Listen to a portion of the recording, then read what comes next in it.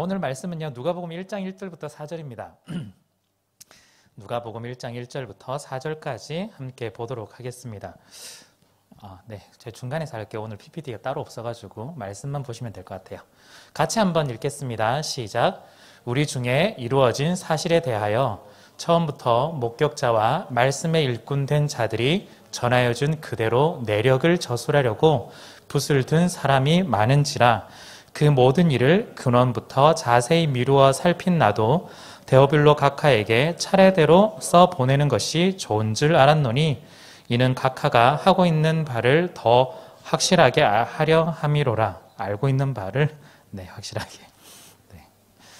오늘은요, 알고 있는 바를 더 확실하게 라는 제목으로 좀 나누려고 하는데, 원래는 담임 목사님하고 함께 좀 주차를 맞춰가지고 좀 제안을 해주셔가지고 하려고 했는데, 이 목사님께서 먼저 치고 나가셔가지고요.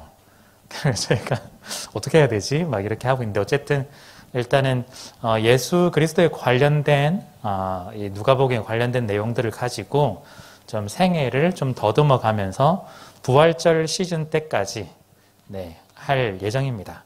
그래서 지금 담임 목사님 설교 1, 2, 3부 설교를 들으셔도 되고요. 목사님 설교. 우리 또 함께 하는 또 여기에 맞게 또 하는 것도 여러분들이 또 함께 하시셔도 괜찮을 것 같아요. 물론 변수도 있을 수도 있습니다. 그건 충분히 감안해 주시고 부활절 때까지 함께 예수님의 생애를 좀 따라가 보면 참 좋겠습니다. 자, 여러분들에게 한번 질문을 좀 드려보고 싶은데요. 혹시 예수님에 대해서 여러분들이 좀 생각하거나 알거나 고민해 본 적 조금 있으세요? 질문이 좀 되게 추상적이긴 하지만 좀 더 쉽게 말한다면 여러분들의 삶에 있어서 예수님은 한 몇 퍼센트 정도 자리를 좀 차지하고 있는 것 같으세요? 네, 뭐 생각이나 판단이나 뭐 고민이라든지 뭐든지. 네. 제가 좀 생각을 해보니까요. 신앙생활을 좀 오래 하면 오래 할수록 별 생각이 없어지는 것 같아요. 그냥 교회에 나오고 그냥 예수님 이야기하니까 그냥 예수님, 그냥 예수님 하고 그냥 넘어가는 것 같기도 해요. 그렇다고 뭐 신앙이 없느냐? 그런 건 아니에요. 물론 예수님이 우리의 주인이 되시고 또는 우리의 구원자가 되신다는 신앙 고백은 확실합니다. 그런데 그 예수님에 대해서 우리가 진짜 그 이후에 고백 이후에 정말 고민을 하면서 지금까지 계속해서 살아오고 있을까라는 질문에는 사실은 고민을 많이 해보지 않았을까? 여러분들을 너무 제가 과소평가하고 있나요? 제가 그렇더라고요. 네, 제가 목사지만 예수 그리스도를 인격적으로 만나서 고백은 했지만 그 이후에 진짜 그 예수님이 어떤 분이신지를 조금 더 알아보고 싶기도 하고 또한 그 예수님을 더 만나보고 싶은 그런 욕심이 좀 생겨야 되는데 왜 난 그렇게 많이 생기지 않지? 라는 질문을 하게 되더라고요. 그래서 내가 판단하고 결정하고 생각하는 그 상황에서 예수님이 거의 자리를 잡지 못하고 약간 그냥 좀 구석탱이에 좀 머물러 있는 듯한 그런 느낌을 좀 많이 받았습니다. 혹시 여러분들이 이런 질문을 받았을 때 여러분들이 진짜 예수님에 대해서 좀 고민을 해보셨을까? 이번 기회에 한번 좀 더 고민을 해보셨으면 좋겠고요. 물론 너무 교과서적으로 딱딱딱 정리된 내용들이 한 10주간 이렇게 진행된다라고 말씀을 드리시긴 참 애매하겠지만 그래도 어느 정도 예수님의 생애를 쫓아갈 때 여러분들이 나름대로 좀 정리해 보시면 참 좋을 것 같다라는 생각을 하게 됩니다. 그래서 어쩌면 저부터 그리고 교회에서 여러분들에게 예수님의 생애라든지 이런 부분에 대해서 좀 잘 확실하게 알려드리지 못한 것에 대한 또 부끄러움도 있고요. 죄송함도 좀 있는데 여러분들이 이번 기회에 좀 한번 해보시면 좋을 것 같고요. 그래서 그 예수님을 고민한 만큼 더 잘 붙들고 더 잘 믿고 또한 더 잘 고백할 수 있었으면 좋겠다. 그런 생각을 가집니다. 자, 그러면요. 우리가 왜 예수님을 계속해서 알아야 되고 또한 예수님을 또한 믿어야 될까? 이 질문을 다시 한번 좀 던져보면 좋겠는데요. 왜 예수님을 알아가고 믿는 것이 좀 중요할까요? 왜 예수님을 알고 또한 믿는 것이 중요할까? 특별히 저는 좀 관계에 대해서 이야기를 좀 자주 하는 편인데요. 왜 예수님과 우리의 관계가 그렇게 좀 중요할까? 한번 질문을 해보는 거죠. 우리가 예수님 이야기는 많이 하기는 하지만 사실은 예수님이 우리의 인생에 있어서 그렇게 중요하지 않았었어요. 제가 그 첫 부분에서는 그냥 그렇다고 넘어갔지만 왜 그럴까라는 것에 대해서 좀 답을 생각해 보니까 현실적으로 예수님이 내 인생에 있어서 와닿는 게 별로 없었던 것 같아요. 네. 내 문제와 내 상황과 그래서 뭐 예수님이 뭐 약간 이랬던 것 같은 느낌? 네. 진짜 고민하고 예수님을 찾아가고 알아가려는 사람들은 이 문제에 있어서 하나님 정말 이 문제 답을 찾고 싶습니다. 하나님 좀 도와주세요. 이렇게 구했겠지만 그런 고민들이 많이 없었던 경우에는 그래서 뭐 예수님이 뭘 도와줬어? 약간 이렇게 우리는 생각하지 않았을까? 현실적으로 약간 동떨어진 그냥 신이었지 않을까라는 생각을 좀 하는 거죠.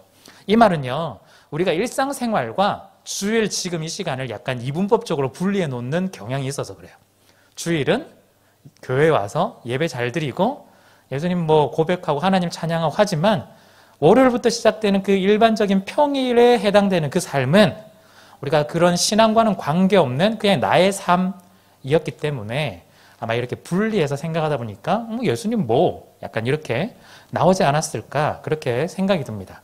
특별히 우리가 예수님 이야기하는데 이 예수님이 지금 현실 내가 살고 있는 2022년 이 시점에서 예수님 뭐라고 얘기하는 게 아니거든요. 성경을 보면 흔히 말하는 2000년 전에 그 예수님이 그때 이야기한 거 가지고 우리가 지금도 세상 사람들 표현으로는 우려 먹는 거죠. 2000년 전에 그 이야기를 가지고. 그 이야기가 우리랑 무슨 관계가 있을까? 나랑 무슨 관계가 있을까? 왜 교회에서는 예수님을 믿어야 된다고 하는데 왜 내가 믿어야 되고 또 알아가야 될까? 질문을 던지는 게 좀 너무나 중요합니다. 저는 뭐 다른 이유가 굉장히 많이 있겠지만 오늘 누가복음의 패턴을 따라가서 두 가지만 말씀을 드린다면요. 첫 번째는 당연히 구원 때문이에요. 구원. 너무 중요합니다. 구원 오랜만에 좀 들어보죠. 네, 구원입니다. 이 구원의 문제, 이 죄의 문제의 해결을 위해서 예수님께서 오셨고 또한 그것을 위해서 우리가 예수님을 믿는 거죠. 예수님을 믿음을 통해서 우리가 죄로부터 해방이 되고 또한 우리가 살아나게 되는 겁니다. 구원. 구원은요, 그 말 그대로 빠져있는 사람을 건져내는 거예요. 죄에 빠져있는 사람을 건져내는 과정. 그래서 그걸 구원이라고 이야기를 하는 거죠. 그래서 이제는 죄의 종노릇하던 사람들이었지만 이제는 하나님 앞에서 자유인으로 또는 하나님의 자녀로 살아가게 만드는 것. 그게 그 중간 기점이 예수님이라는 거죠. 예수님을 통해서 우리가 새롭게 태어날 수가 있는 겁니다. 자, 이건 너무 잘 알고 있는 거고요. 두 번째는요, 시야라고도 할 수도 있고요, 시선이라고도 할 수 있고, 어쩌면 세계관이라고도 할 수 있을 것 같아요. 우리가 구원을 받았으면, 흔히 말하는 천국을 간다라고 생각하면 그냥 바로 천국을 가면 되지. 왜 지금껏 여전히 이 땅 가운데 남아있을까? 정말 힘들어 죽겠는데.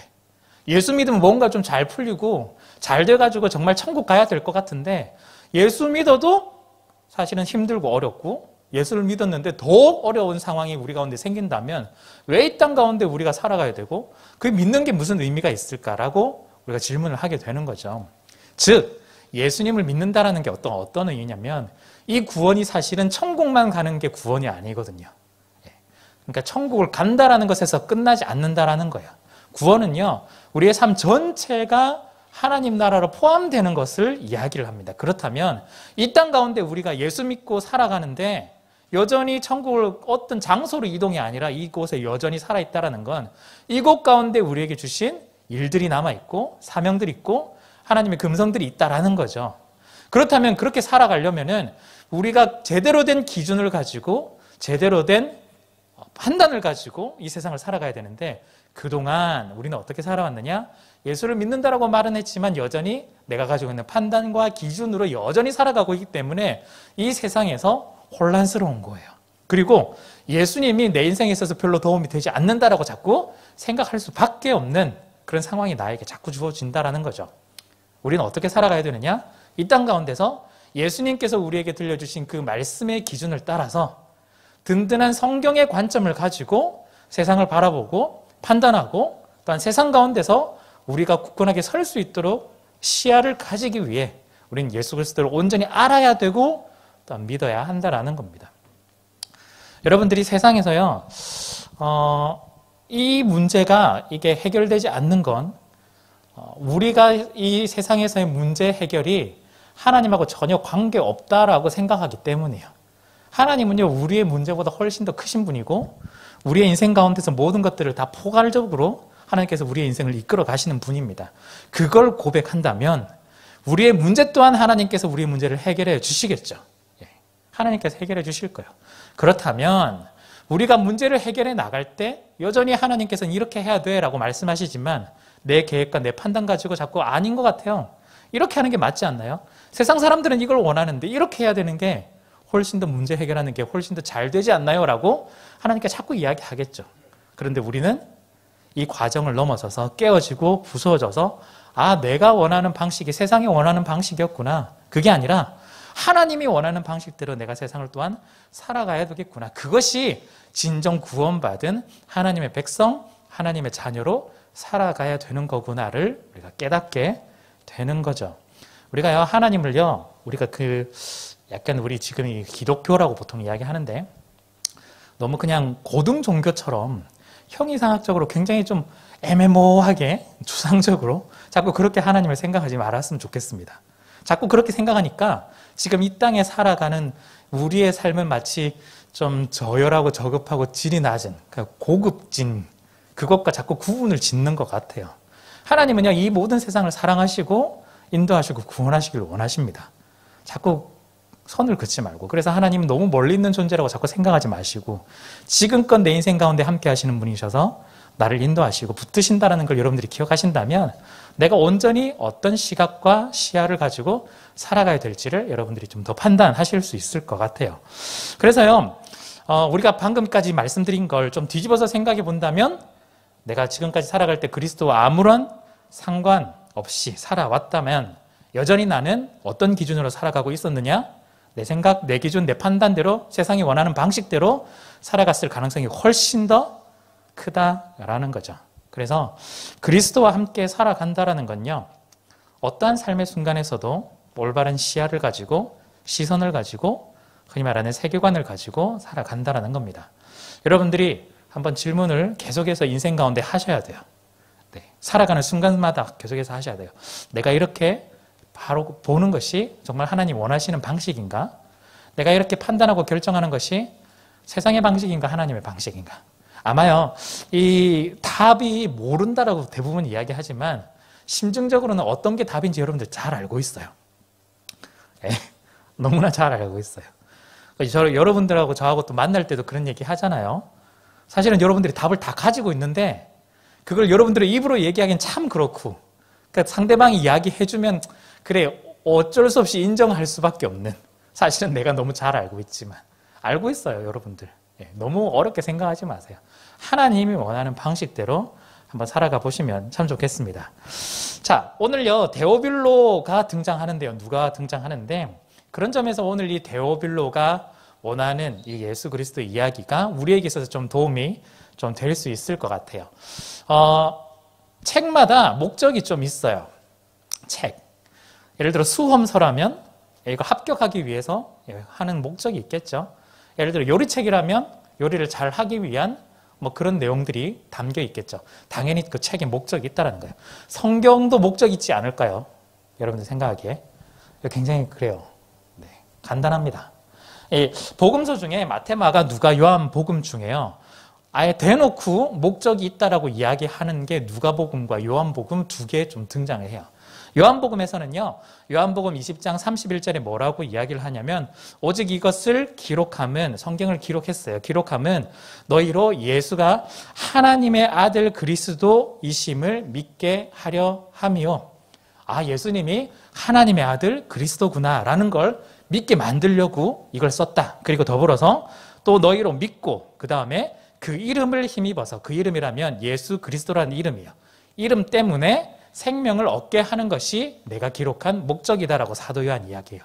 즉 성경의 기본적인 목적은요, 우리가 이걸 통해서 예수님을 알고 믿는 것, 더불어서 믿고 영생을 얻게 하는 것이 목적입니다. 요한복음이 나오고요. 오늘 누가복음에는요, 뭐라고 등장하냐면 4절에 이는 각하가 알고 있는 바를, 알고 계신 것을 어떻게 하냐면 더 확실하게 하려고 이 책을 썼습니다라고 이야기를 해요. 즉 누가복음의 목적은 뭐냐면요, 데오빌로라는 각하가 예수 그리스도에 대해서 이야기를 들었는데 그게 갸우뚱갸우뚱 할 수도 있는데 이게 진짜 믿음인지 아닌지 불확실할 수도 있는데 그걸 더 확실하게 하기 위해서 제가 이걸 적었습니다라고 이야기를 하고 있어요. 데오빌로랑 누가가 처음부터 어떻게 접촉했는지는 사실은 잘 알 수는 없지만 아마도 추측해본 바로는 데오빌로 각하라는 이야기 자체가 사실은 고위직이라는 이야기인데 고위직에 그냥 누가가 함부로 그냥 마음대로 한번 읽어보셨으면 좋겠다라고 던진 게 아니라 이미 처음부터 어느 정도 교재를 가지고 있었고 그 과정 속에서 데오빌로는 예수님에 관한 이야기를 조금씩 들었고 또한 그것을 알고 조금씩 믿게 되었어요. 그런데 데오빌로가 어쩌면 더욱 궁금한 거예요. 이 이야기에 대해서 예수가 누군지 그리고 예수만 이야기했던 것이 아니라 사실은 어떻게 보면 하나님 나라의 이야기를 한다면 사실은 처음부터 끝까지 창세기부터 이어지는 많은 이야기들 속에 예수님이 클라이막스로 절정으로 오셨다라는 걸 분명히 이야기했을 텐데 그렇다면 그 이야기 과정 속에서 궁금한 것들을 물어보기 시작했을 것이고 그러면 누가는 그럼 내가 조금 더 아예 체계적으로 써서 드리겠다라고 나왔을 거예요.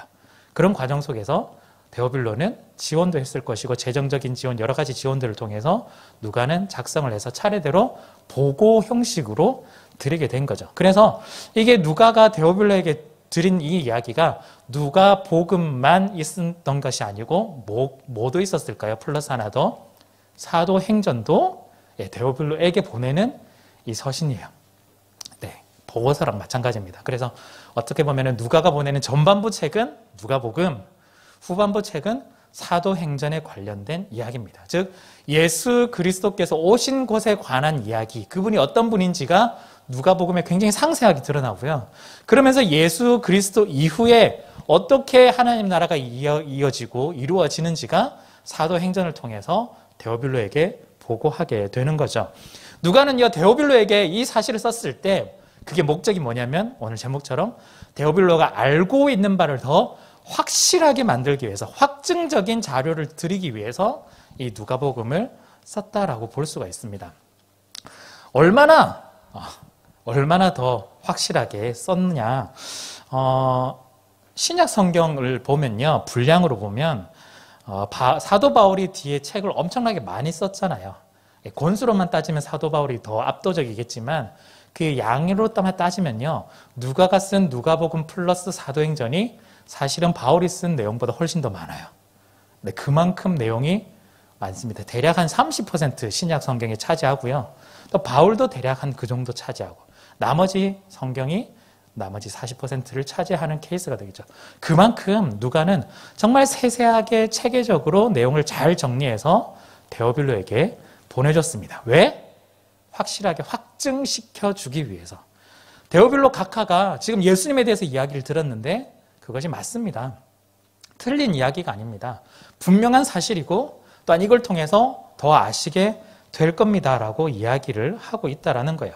그래서요, 예수님을 아는 것으로 끝나는 것이 아니라 그냥 머리로만 아는 것이 끝나는 것이 아니라 믿음으로 확증적으로 만들어주기 위해서 누가는 이 작업들을 해나갔던 거예요. 그렇다면요, 여러분들 생각해 보시면요, 오늘 데오빌로 각하에게 누가가 써서 데오빌로가 이 내용들을 이제 읽을 거예요. 읽을 건데 여러분들이 이 데오빌로라는 그 이름 자리에 여러분들의 이름을 넣으시고 누가복음을 읽으시면 참 좋겠습니다. 아, 나에게 지금 누가가 이 편지를 썼구나, 이 글을 썼구나, 이 책을 썼구나.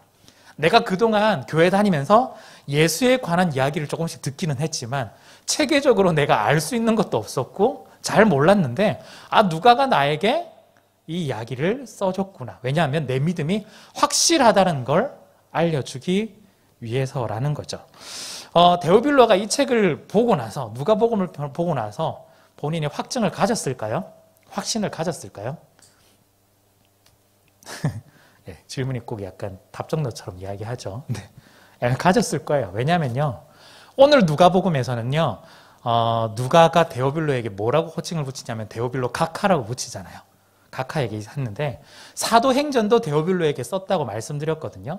사도행전 처음에 1장 1절과 2절에 보면은 뭐라고 이야기하냐면 데오빌로여라고 붙어요. 그냥 데오빌로님하고 그냥 끝나요. 더 이상 각하라 부르지 않아요. 이게 어떤 의미일까? 이제부터는 그냥 친구가 됐으니까 막 부를까? 그런 의미라기보다는 사실은 어쩌면 누가복음 이후에 데오빌로는 이제 본격적인 회심을 하고 그리스도의 공동체로 아마 들어갔을 것 같아요. 형제 자매가 된 거죠. 그래서 데오빌로 형제에게 이제는 편지하는 것처럼, 데오빌로 형제에게 이 이야기를 아는 것처럼, 물론 직급의 차이가 있고 어떤 일하는 차이가 분명히 있겠지만 이제는 그리스도 안에서는 하나로 형제로서 이야기를 했던 것 같아요. 즉 데오빌로는 이제 알고 있던 바를 누가복음을 통해서 더 확실하게 확증했고 자기의 믿음을 분명하게 선언했다라는 걸 우리는 어느 정도 알 수가 있습니다. 자, 그렇다면요, 이제 우리도 이전까지 교회에서 여러분들이 뭐 1년, 2년 다니신 분들도 있을 것이고 20, 30년 이렇게 다녔었던 분들, 모태신앙부터 계속해서 교회를 다녔었던 분들 계실 텐데 그냥 예수 그리스도라고 이름을 들었지만, 이야기는 들었지만 거기서 끝을 내지 마시고 알고 있던 바를 더 확증시켜서 확실하게 여러분들의 믿음을 굳건하게 만드시면 너무나 좋겠습니다. 그게 누가가 원했던 거고 제가 여러분들한테 말씀드리는 소원 중에 하나입니다. 저도 더 확실하게 확증적으로 나아가 보고 싶은데요. 여러분들이 그 제3자의 이야기, 다른 사람의 예수 그리스도 말고 여러분들의 예수 그리스도를 만나시면 너무나 좋겠어요. 자, 그렇다면 본문 조금만 볼게요. 오늘 1절에 보면 이루어진 사실, 제가 몇 주 전에 이 본문을 가지고 한번 이야기했었는데 하나님께서 하신 배경이라는 걸 말씀을 드렸었어요. 즉 그냥 우연히 이루어진 게 아니라 하나님께서 계획하신 걸, 하나님께서 계획하셨기 때문에 하나님이 반드시 이루셔야만 했던 것, 반드시 머스트 해야만 했던 일들이 일어났다고 해서 이루어진 사실이다라고 이야기했죠. 그 이루어진 사실은 뭐냐면 하나님이 약속하신 것, 메시아를 보내주시겠다, 즉 그리스도를 보내주시겠다는 그 약속이 이루어졌다. 그리고 그리스도가 사실은 이 기점으로 보면 십자가에 죽으시고 부활하시고 승천까지 했다라는 걸 말해주고 있습니다. 왜냐하면요, 이 누가가 적은 시점이 언제냐면 예수님하고 같이 다니면서 막 적고 이런 게 아니고요. 이 누가는요, 유대인이 아니라 이방인이었어요. 이방인이었어요. 그래서 예수님 근처에서 봤을 수는 있겠지만 제자처럼 같이 있었던 케이스가 아니었거든요. 누가는 언제 이걸 작성했냐면 주후 70년대 중후반쯤이에요. 70년대 중후반쯤. 예수님이 십자가에 죽으시고 부활하시고 승천하신 이후에도 이미 40년 정도는 더 지난 시점이거든요. 즉 사실은 모든 일이 다 끝났어요. 그래서 이루어진 사실이라고 이야기하는 거예요. 예수님이 이 땅 가운데 성육신하시고 오셨고 고통을 받으시고 십자가에 죽으시고 부활하시고 승천하신 그 이후에 40년이 지난 시점에 적고 있는 거예요. 이루어진 사실. 2절에 보면요, 목격자가 등장을 해요. 누가는요, 목격자의 중요성을 굉장히 잘 알고 있습니다. 이 말은 무슨 말이냐면요, 그 목격자, 즉 누가 보지도 않았는데 예수님 그랬대, 이 이야기를 쓴 게 아니라 직접 예수님 옆에서 예수님이 하신 이야기, 직접 예수님 옆에서 예수님이 이루신 기적들을 보고 난 그 사람들의 이야기를 담았다라고 보시면 돼요. 예. 그냥 흘러 들은 이야기를 자기가 그냥 짜깁기 한 수준이 아니라 직접 본 사람들의 이야기를 담은 거죠. 그런데 그 사람들이 대충 지나가는 사람의 수준이 아니라 거의 예수님의 제자들 그리고 사도들의 이야기를 담았을 가능성이 굉장히 높습니다. 왜냐하면 누가는요, 이름이 언제 등장하냐면 사도 바울이 자기가 선교 여행을 할 때 함께 갔던 사람으로 누가를 기록하고 있거든요. 즉 누가가 교제했던 사람들은 아마 교회 공동체의 굉장히 큰 리더십, 즉 이 리더십은 예수님을 직접 경험한 사도들일 가능성이 훨씬 더 높아요. 그래서 목격자라고 이야기하고요. 그 다음 2절 후반에 그대로 내력을 저술하려고 붓을 든 사람이 많았다. 3절 초반에도 근원부터 자세히 미루어 살폈다. 아까 예수님이 승천하신 이후에 40년 정도가 더 지났어요. 그 사이에 많은 사람들이 자기도 예수님 봤다고 글을 어느 정도 적었을 거예요. 제가 직접 찾아본 건 아니었지만 좀 연구를 하시는 목사님 편으로 들었을 때는 그 당시에 물론 이 70년대 말고 이후에도 포함이 되어 있지만 나름대로 복음서처럼 이렇게 여겨지던 이런 내용들이 대략 한 40개 정도가 있었대요. 우리가 지금 4권밖에 없잖아요. 마태, 마가, 누가, 요한, 복음처럼. 그런데 그 당시에는 여러 가지 이런 이야기들이 있었대요. 그런데 그것들을 다 살펴보면서 진짜 맞는지 아닌지 대조하고 비교하고 확인하고 그리고 목격자들의 그 목격을 적어가면서 이게 정말 예수님께서 말씀하신 거구나, 이게 정말 예수님께서 의도하신 거구나를 분명하게 정확하게 적어 나갔다라는 거예요.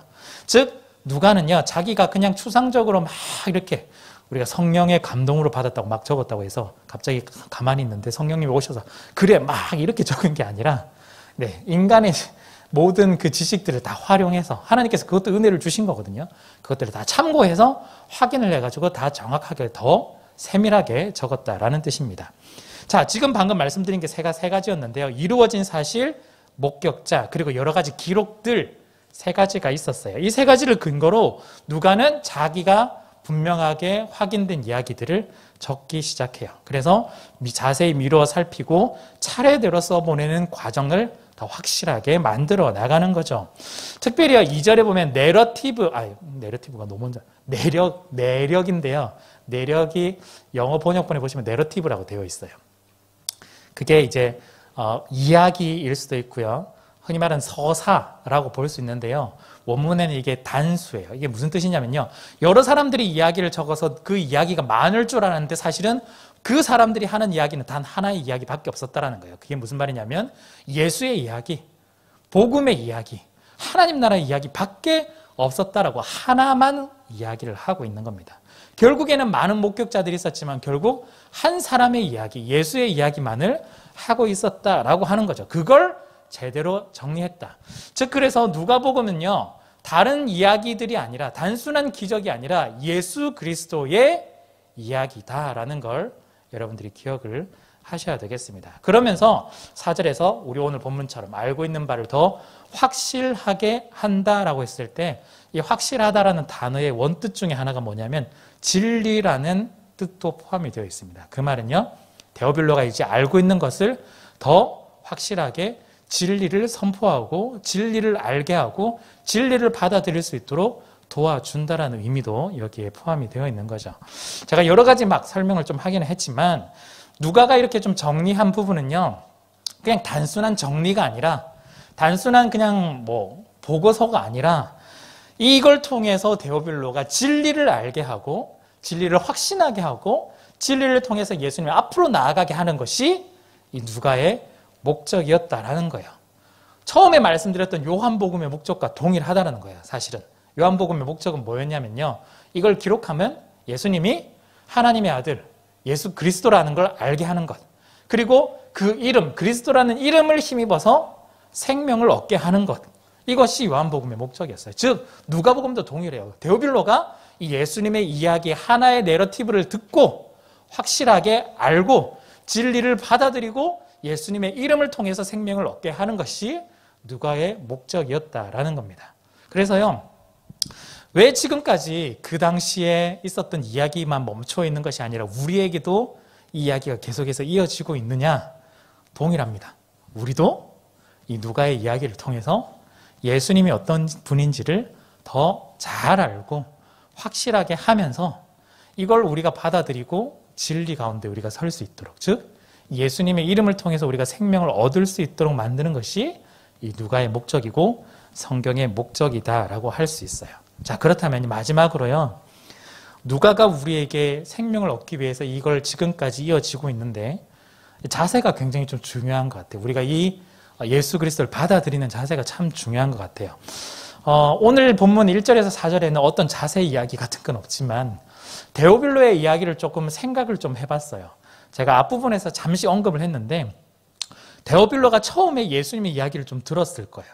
들었는데 거기에 대해서 이제 궁금증이 생기고 더 확실하게 알고 싶어서 누가에게 요청을 하는 거죠.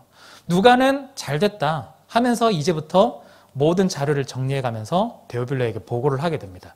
그런데 그 사이에 생각을 해보시면 데오빌로가 그냥 지시를 한 것 수준으로 끝난 것이 아니라 누가가 이 모든 것들을 잘 정리할 수 있도록, 그래서 내가 이 내용들을 받았을 때 정말 이 내용을 읽고 분명하게 이게 정말 조사가 잘 되어서 내가 가지고 있는 예수 그리스도를, 그분에 대해서 확실하게 알 수 있도록 만들어 주도록 도와주는 것이 데오빌로의 역할이었지 않았을까. 즉 누가가 자료를 정리할 때 어떻게 보면 돈이 필요할 수도 있는데 재정적으로 지원도 했을 것이고, 구하기 어려운 그런 부분들이 있다면 사람을 시켜서 구할 수 있도록 만들어줬을 수도 있고, 또한 누가가 이걸 작성하는 데 있어서 만약에 뭐 먹고 사는 생활비 문제가 있다면 그것도 해결해 줬을 수도 있고, 이건 좀 약간 추측인 거죠. 그런데 데오빌로가 그 자리에서 누가에게 그렇게 요청을 하지 않았다면, 그렇게 지원을 하지 않았다면 어쩌면 누가는 누구보다도 이렇게 더 세밀하고 확실하게 이야기들을 풀어나가지 못했을 거예요. 여러분들이 뭐 큐티를 해보시고 알고 또 누가복음 읽으셔서 알지만 예수님의 탄생에 관련해서 누가복음만큼 세세하게 기록하는 데는 아무도 없거든요. 탄생이 너무나 중요하다고 하지만 마태, 마가 이만큼 강조하잖아요.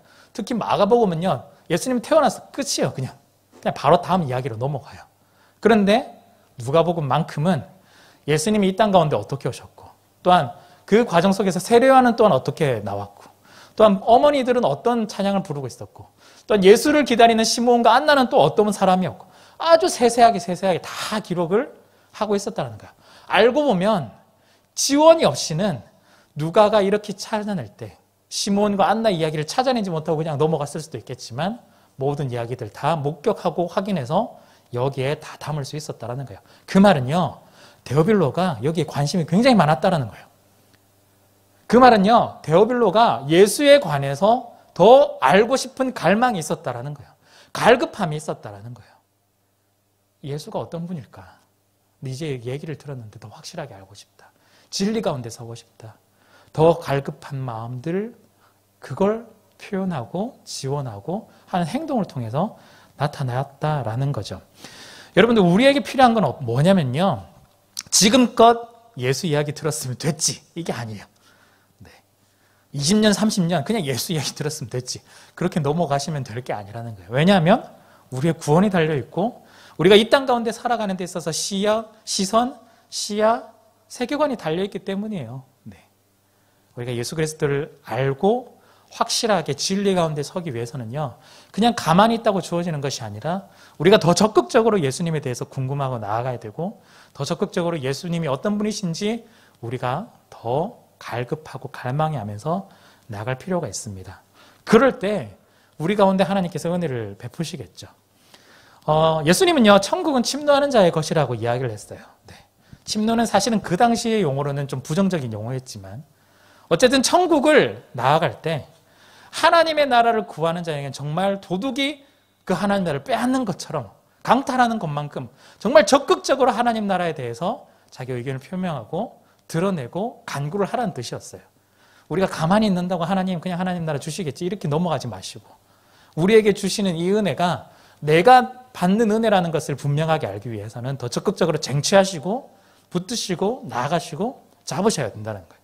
특히 예수님에 대해서 더 알고 예수님에 대해서 더 갈망하고 갈급해하고, 또한 그 예수님이 나의 예수님이 되게 하는 그 과정 속에서 여러분들이 그 관계 속에 들어가셔야 됩니다. 다른 사람의 예수님 안 되셨으면 좋겠어요. 제3자의 이야기가 아니었으면 좋겠어요. 저 사람은 이야기하는데 나는 전혀 그렇게 안 하셨으면 좋겠어요. 이 예수님이 저 사람의 목사님의 이야기가 아니라 나의 예수님으로, 나의 이야기로. 그래서 데오빌로가 처음에는 누가와 함께 있을 때 각하라고 불림을 받았겠지만 이후에는 형제처럼 지낼 수 있는 그 공동체 안에 들어오는 예수 그리스도의 가족 가운데 들어올 수 있었으면 참 좋겠습니다. 여러분들 가운데 혹시 이런 갈급함이 있으신 분도 있겠지만 아직까지는 잘 모르겠어 하시는 분들도 분명히 있을 수도 있어요. 그렇지만 그때마다 여러분들 한번 기도하셨으면 좋겠습니다. 하나님, 저 예수님에 대해서 조금 더 알고 싶습니다. 예수님하고 조금 더 친해지고 싶어요. 예수님하고 저가 다른 사람하고 서먹서먹한 관계가 아니라 진짜 친밀한 관계 한번 돼보고 싶습니다. 제가 예수님에 대해서 알아갈 때 제 마음 열어주시고 은혜 베풀어 주시고 예수님을 잘 받아들일 수 있도록 도와주십시오. 한번 기도해 보시면 참 좋겠습니다. 그래서요, 우리도 누가가 좀 정리한 것처럼 우리가 예수님에 대해서 우리가 좀 더 알아가고, 또한 우리도 데오빌로처럼 예수님에 대한 갈망이 있는, 그래서 은혜를 풍성히 누릴 수 있는 저와 여러분들이 되었으면 좋겠습니다. 이제 앞으로 예수님에 관한 이야기를 조금씩 탄생부터 조금씩 풀어나갈 텐데 함께 예수님에 대해서 알아가고 은혜를 누리는 저와 여러분들 되었으면 참 좋겠습니다.